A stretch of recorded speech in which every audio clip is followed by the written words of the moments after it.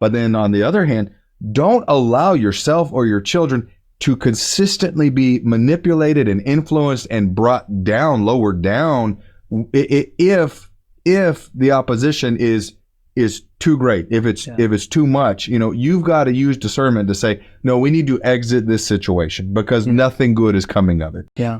And we find ourselves in a world, at least here in the United States, where the opposition is stronger and more successful than ever. Yeah. And it's unfortunate, just from anecdotal experience, that it seems to be the case that at the moment, the opposition that kids and the youth are getting through public schools and just their peers and the influence from the world, it seems to be a little bit stronger and a little bit more successful than a lot of these kids are getting from their homes. Yeah.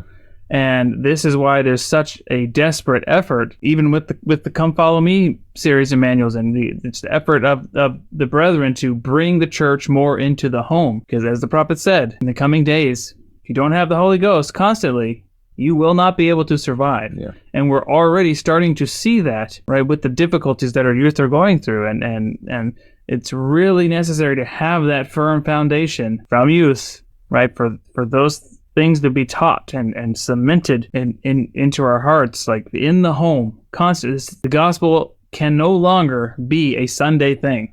It has to be an everyday thing.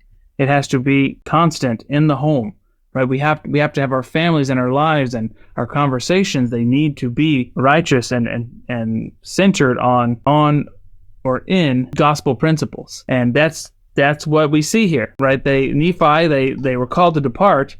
But they didn't just depart. They didn't just separate themselves, right? They separated themselves and observed and kept the judgment, statutes, and commandments of the Lord in all things, right? They were not hypocrites. They were not Pharisees. They were separating themselves because they were sincerely wanting to make true and faithful efforts of living the gospel, right?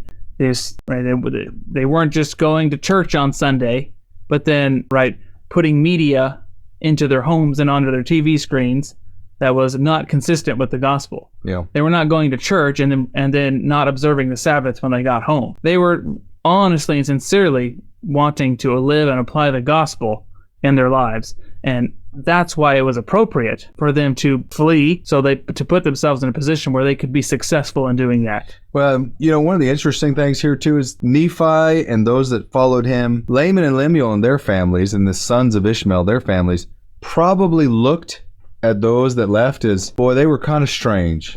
They were kind of a peculiar people, And the truth is, that's okay. Like, I spent so much of my childhood wanting to fit in, wanting to be like everybody else. And where did that get me? Well, it led me to a decade, basically, of struggle and trial and tribulation and not being in the church, not applying the gospel in my life, all of these problems, right? And I look at my children today and, full disclosure, my wife stays home. She homeschools our kids. They're in the home 90% of the time, 95% of the time.